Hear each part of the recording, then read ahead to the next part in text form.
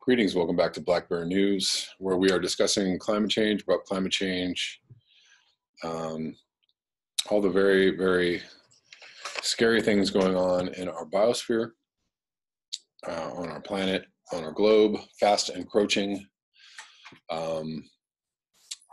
waves of pollution and destruction, doing all kinds of bad things to us. I've got a new house guest. Oh, and please don't knock over the computer. I don't know if she's going to get in this. He's going to get in this frame. No. Okay, get out. Sorry. Got a dog. Hey.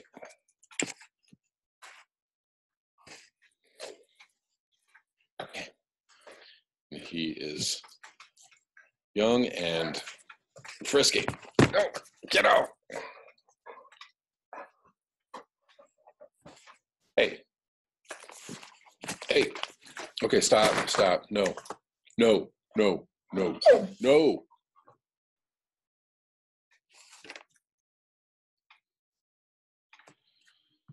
start that again.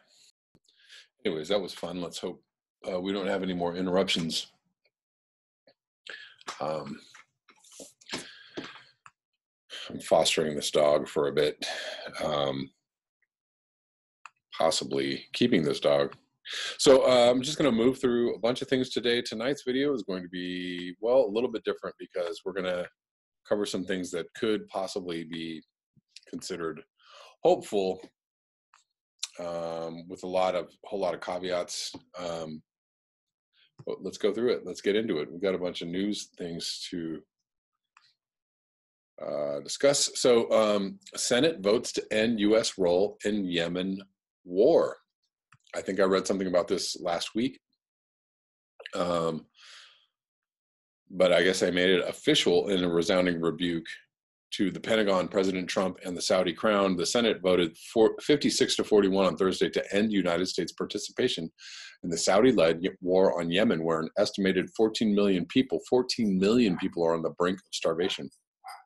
It's the first time in history that the Senate has approved a resolution under the War Powers Act to withdraw U.S. forces from foreign hostilities. The vote is a major victory for peace activists who have lobbied Congress to curb U.S. support for the Saudi-led coalition fighting Houthi rebels in Yemen since the war escalated in 2015. However, it may not be enough to stop the U.S. participation in the conflict, at least not right away. So there's the caveat. Republican House leaders doomed the War Powers resolution in the lower chamber, and the activists are pushing Democrats to move quickly when they assume the House majority in January. Why wait? When a child is dying every 10 minutes, why wait another day? Asked Kate Gould, legislative director for Middle East policy at the Friends Committee on National Legislation, in an interview. All right, well, so I'm going to link this below and move on. That is good news. It's a step in the right direction. Who knows if it's actually going to mean anything in the long run, if it's just,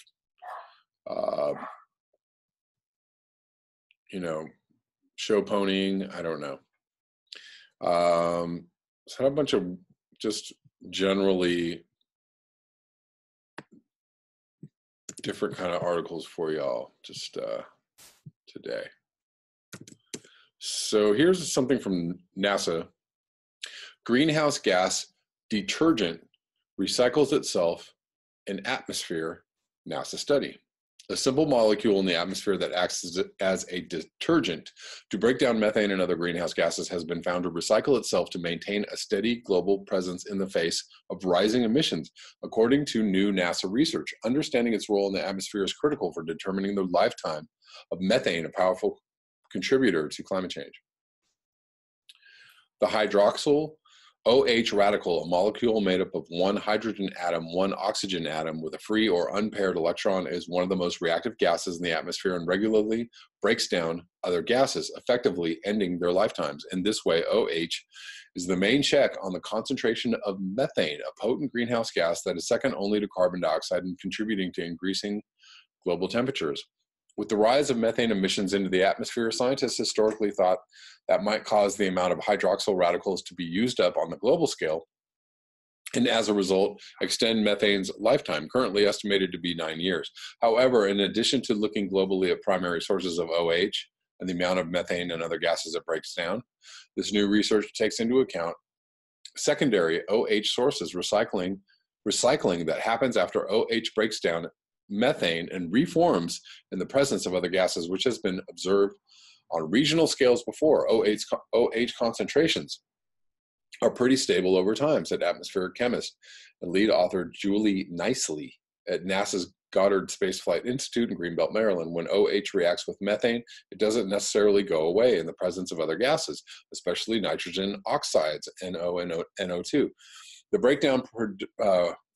breakdown products of its reaction with methane react with NO or NO2 to reform OH, so OH can recycle back into the atmosphere. Very interesting. So what we have here is, a possible something of a negative feedback, something of a break on the rapidity. I mean, does this mean much, in the long run, as far as the speed of, change, the rapidity of change, of climate change? We don't know. But this is good news. This is good news. This is some kind of break on the buildup of methane. And so we could actually possibly chalk this up as a negative feedback. Moving on, I'm going to link that below. You all can read that if you like. Here's another one.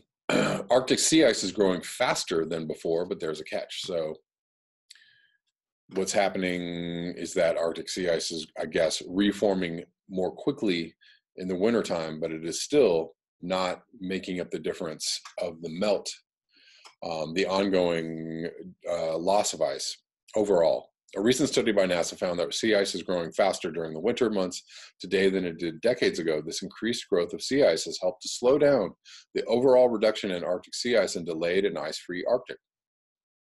NASA makes sure to clearly note, this doesn't mean climate change isn't taking place, that our planet is not warming, and that overall amount of sea ice isn't declining in the Arctic. Temperatures in the Arctic have warmed much faster than temperatures in tropical locations. The doubled rate of warming has led to increasingly smaller sea ice extents during Arctic summer months and had an overall reduction in sea ice.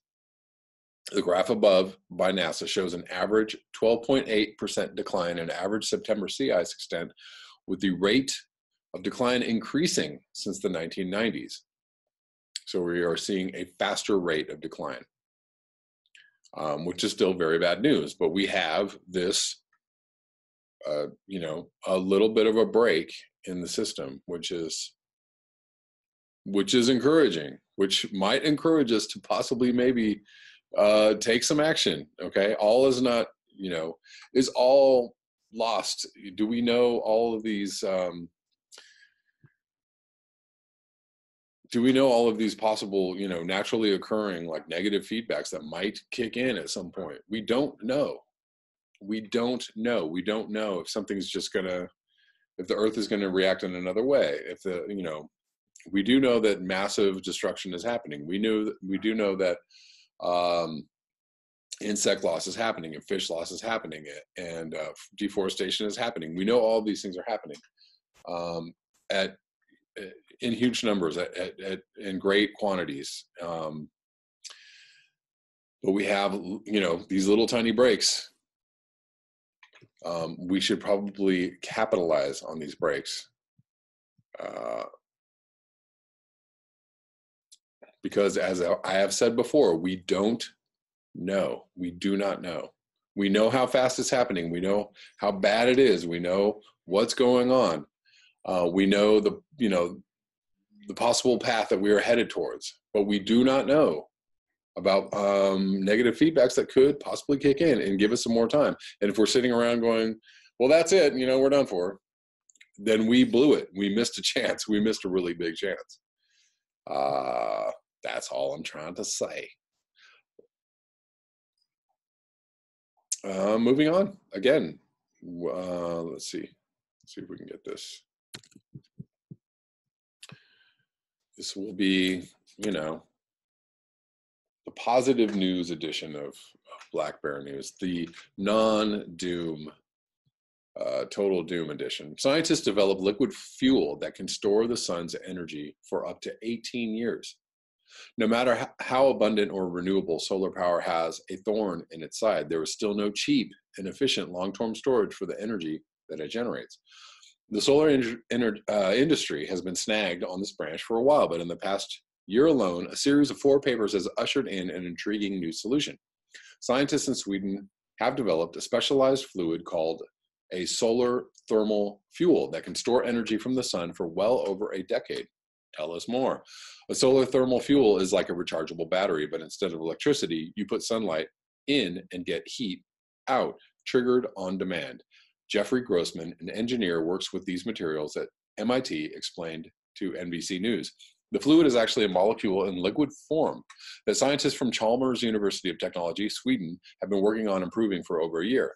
This molecule is composed of carbon, hydrogen, and nitrogen, and when it is hit by sunlight, it does something unusual. The bonds between its atoms are rearranged, and it turns into an energized new version of itself called an isomer. Like prey caught in a trap, energy from the sun is thus captured between the isomer's strong chemical bonds, and it stays there even when the molecule cools down to room temperature. When the energy is needed, say at nighttime or during winter, the fluid is simply drawn through a catalyst that returns the molecule to its original form, releasing energy in the form of heat. The energy in this isomer can now be stored up to 18 years, says one team member, nanomaterial scientist Casper Moth-Poulsen from Chalmers University. Excuse me. And when we come to extract the energy and use it, we get a warmth increase, which is greater than we dared hope for. All right. So this is interesting technology, and it's all good and well. This could prove to be very helpful in the future. Again, are we using it to power industrial civilization as we know it? I mean, basically, the fuel we use powers the destruction, the wholesale destruction of the biosphere. So we have to figure out how to stop all of that. We got to stop doing all the things that are destroying the biosphere. All the things that are cheap, fossil fuels allow us to do. So we, develop all these, great new fuels and great new energy sources. Does that mean, we need to still contract our activities, our industrial civilizational activities? That's what I was trying to say. I got there though, eventually. But anyways, let's move on. I told you this is a feel-good version with many caveats. Let's see. Here's another one. Let's just move on through these.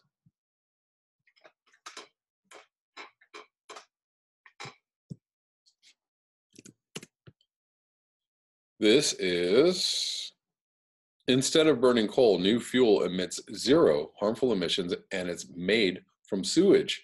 This company has developed an ingenious replacement for coal, and they did it using mankind's most common byproduct. Angelia is a Spanish business that has created a bicarbon product called Biochar. Oh, well, there you go, Biochar. In addition to the little pellets giving off 0 CO2 emissions, they also give off surprisingly low rates of harmful substances such as sulfur, nitrogen, and chlorine. Under specific pressure and temperature conditions, 20 bars and 200 Celsius, we dehydrate the organic matter and siphon off the humid matter in liquid form, said Angelia. CEO Marissa Hernandez, according to Business Insider. In other words, we concentrate 95% of the carbon in the waste. Not only does the biochar offer a perfect sustainable replacement for burning coal, it also offers a more sustainable solution for sewage treatment. The standard composting process that is currently utilized by most waste treatment facilities requires 30 long days of energy and maintenance. Angelia, on the other hand, uses a process called hydrothermal carbonization to burn off all the harmful substances in the sewage until it becomes a hard, dry pellet of fuel. The process only takes about 6 to 8 hours to complete, and because it is kept within a sealed tank, there are little to no bad smells as a result of the procedure. Furthermore, Angelia can recycle other forms of biowaste into biochar as well. We use organic collections of trash, the organic portion of municipal waste, sewage from treatment plants, and even waste from gardening, says Fernandez. Well. All right, so that's great. Awesome. Again, more hopeful technology, but is this technology going to help stave off what is already in motion? We do not know. Here's another just interesting, possible replacement for our current mode of air travel. MIT scientists create a plane that flies with no moving parts. And interesting, so I talked to a guy the other day who works at Caltech. Caltech is here in Pasadena. Just like a sister school of MIT, and they do lots of work in physics, astronomy, engineering, etc. And this guy did research there, and it was an interesting conversation because he does research in astronomy and physics. He studies the Big Bang and how the universe is formed and where it's going and all that stuff. And we started talking about climate change, and he was like, whoa, I'm really interested in climate change and I would like to work in the field. And we started talking about this, we just started talking about all kinds of things, but I told him about this and he had no idea. He hadn't heard of this. And I hadn't either, until I read this article. Not just imagine a plane with no engine, with in fact no moving parts at all, not just gliding like a paper airplane, but being propelled through the air. Scientists at the Massachusetts Institute of Technology have made it a reality using an ion drive. The project's lead researcher is Stephen Barrett, a professor at MIT's Department of Aeronautics and Astronautics. Barrett said he was inspired by the show Star Trek, in which spacecrafts travel rather silently and without using the use of traditional fossil fuels. The 5-pound plane's ion drive consists of electrodes near the front with a positive 20,000 volt charge and airfoils near the back with a negative 20,000 volt charge. The electrodes positively ionize the surrounding air molecules, which are then attracted to the negatively charged airfoils, creating an accelerating ionic wind to propel the craft. Did you all understand how that works? I think it's fairly simply put.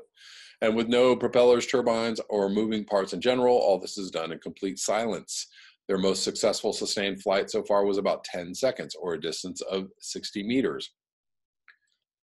Obviously, we have a problem of scale right now. Their most successful sustained flight, oh, I already read that. Barrett says that while implementing this technology in commercial travel is a long way away, caveat, the soonest use might be in the advancement of drone technology. Well, yay, because we need more drones. Anyways. Interesting stuff. Who knows? Who knows, guys? I just got to put it out there because there is another side to the doom. There are people working on things. There's lots of techno fixes being bandied about. Lots of, I'm sure with more funding, people could actually be working on like a big, large scale, long-term, possible paths out of our situation, our predicament, as it were. I'm gonna end with this article from Counterpunch by John Davis from December 13th. What world do we seek? If David Attenborough, the British natural historian and narrator of the video series Planet Earth and a National Treasure in the UK, gives a speech to the UN proclaiming the end of the civilization, and a few hear it, does our world still collapse? If the president releases the congressional report on climate change on Black Friday and no one heeds it, does it have an impact? If Trump tweets his denial in the substance of the substance of the report, which strongly affirms the reality of global warming. Does that mean anything at all? And if the UN releases a chat bot designed to empower the people of the planet, at least those with access to Facebook, to act in reducing carbon emissions, does that signal a democratization of the process or a profound cynicism as to the likelihood of an organized intergovernment legislative solution to the climate catastrophe? We are being stress tested on our ability to survive in the multiverse, the fractured continuum of space-time, matter, and energy that manifests in parallel worlds where factual and counterfactual narratives coexist. We are being asked by our political circumstances to believe in both truth and untruth, the fake and the real, and yet retain our equanimity. We are being asked to hold two opposed ideas in our mind at the same time and still retain the ability to function, a feat that F. Scott Fitzgerald considered was the test of a first-rate intelligence. And I actually agree with that. That is the ability to hold two opposing ideas. Very important. We are being asked to consume and to conserve, to change and to sustain, to believe and progress. Time's arrow, and in the everlastingness of a regenerative natural world, time's cycle. We are being asked to believe in the possibility of continued fossil-fueled economic growth while that phenomenon's miasmic specter of global warming threatens to destroy the productivity and habitability of vast swaths of the planet. And we are being asked now to believe that the server farms that support Facebook run on fairy dust. What's a second-rate intelligence to do? Last year, at just about this time, I wrote at the recent 23rd session of the UN's Conference of the Parties, COP23 in Bonn, Germany, there was the usual Byzantine wrangling by a committee on the ways and means by which greenhouse gas emissions might be reduced globally. States might sustainably adapt to climate change, and the global north might recompense the global south for causing the whole mess in the first place. Now, in 2018, Robin McKee writes in The Guardian at the start of COP24, on Sunday morning, hundreds of politicians, government officials, and scientists will gather in the grandeur of the International Congress Center in Katowice, Poland. It will be a familiar experience for many. For 24 years, the annual UN Climate Conference has served up a reliable diet of rhetoric, backroom talks, and dramatic last-minute deals aimed at halting global warming. A tepid response from those assembled in the Great Hall to Attenborough's challenge for a continuation of civilization, which he charges is in your hands, may reflect on the conference's conflicted setting. Most immediately, the 3-year-old behemothik steel, glass, and concrete box by Gems Architecti, artfully and faux geologically fractured mid-span by antic planes of grass atop yet more concrete, a material whose production is dependent on cooking limestone, which releases encapsulated carbon stored over geologic timescales. The conference center is set in the regional capital of Poland's coal country, responsible for supplying 80% of Poland's electrical energy consumption. After 24 years and still going strong, the UN's shadow play of climate kabuki is set for an apparently interminable run. It has reached an apogee of Sisyphean futility that echoes the Earth's endless geological cycle, interrupted at its surface by only by the mass extinction events presaged by spiking levels of CO2 in the atmosphere. The UN's Paris Climate Accord of 2015 has barely scratched the glittering lithic surfaces of a civilization it is bent on preserving. This year, COP24 turned on the exhortations of the nonagenarian David Attenborough.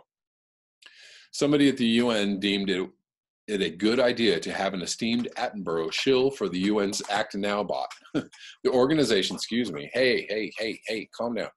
I'm almost done, puppy. The organization intends, it seems, hold on guys, hold on. Are you quite done?